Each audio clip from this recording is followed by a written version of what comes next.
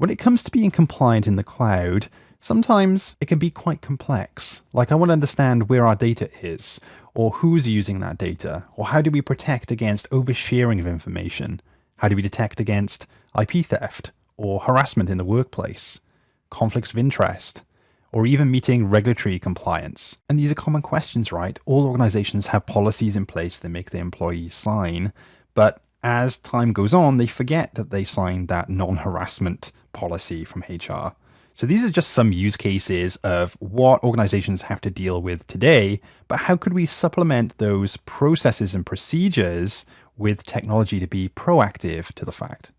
Now, when I've been trying to explain this technology, it's been really difficult to kind of comprehend all the different signals that we're pulling from Microsoft 365. So all of the chat messages that are going on, we can use natural language to understand what is target harassment and offensive language. Or we can set up the system to look at different keywords or out-of-the-box sensitive information types. We can even pull data from the sensor that's built into Windows 10 to understand what's happening at the endpoint. And equally, we can use the logs for people who are logging on 9 to 5 to understand that now they're logging on late at night and now they've changed their behavior. And using all those signals, even before we go in and create policies to stipulate what we want to monitor, we can use Insider Risk Analytics to basically go through the last couple of days of logs and understand what is the most frequent thing that is risky behavior within my environment. And it'll give you an understanding about what types of policies you want to create from there. And from there, then we can start to create policies. And there's a bunch of categories and different templates you can go in and customize to align with your written policies for HR, for example.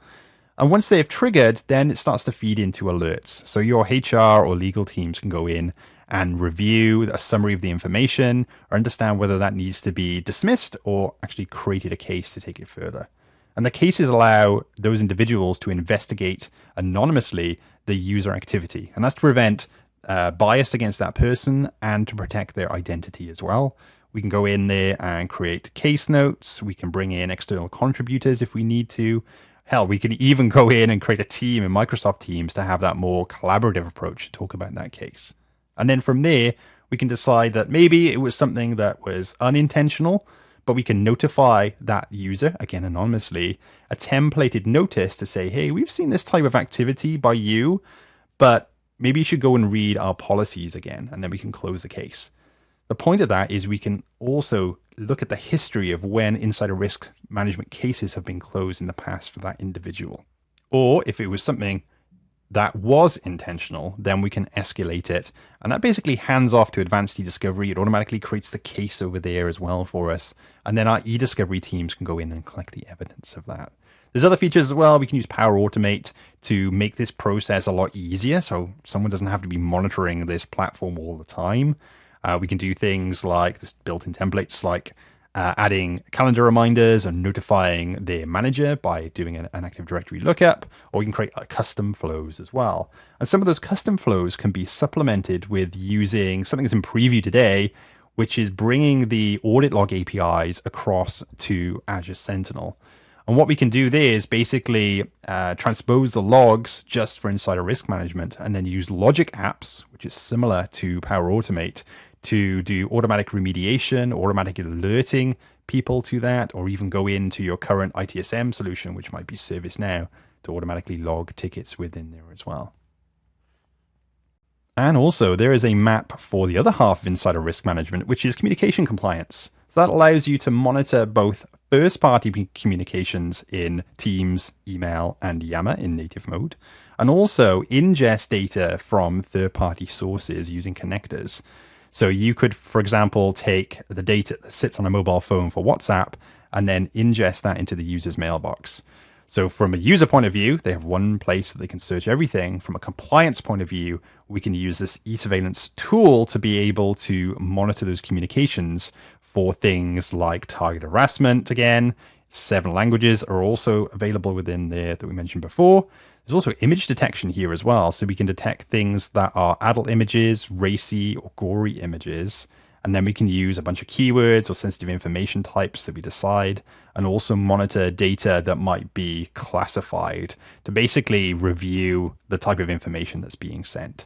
And again, there's policies that we can set up within communication compliance, and there's some examples on the screen. So we might want to monitor regulatory compliance, for example, or conflicts of interest. You may have a bunch of traders within your bank, for example, that shouldn't talk to another group or another team within your organization. So we can monitor those communications there as well. We can also feed those into alerts once they've triggered, and that allows us to see a summary of that information. We can go through and review each of those conversations or those emails and decide whether that's something that was unintentional or something that isn't part of the case.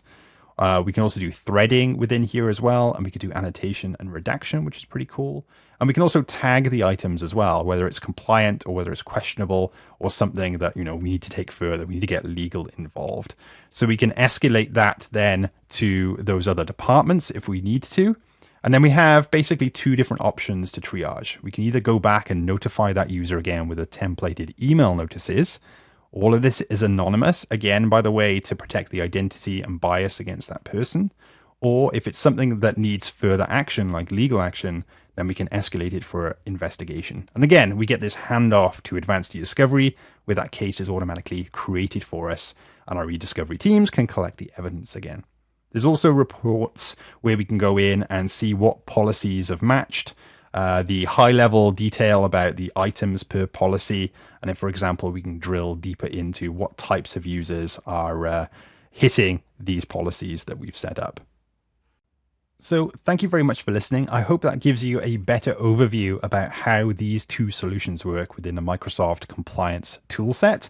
I'll also put a more detailed version of these slides in the description below. Thank you very much for listening. Until next time, have a good day.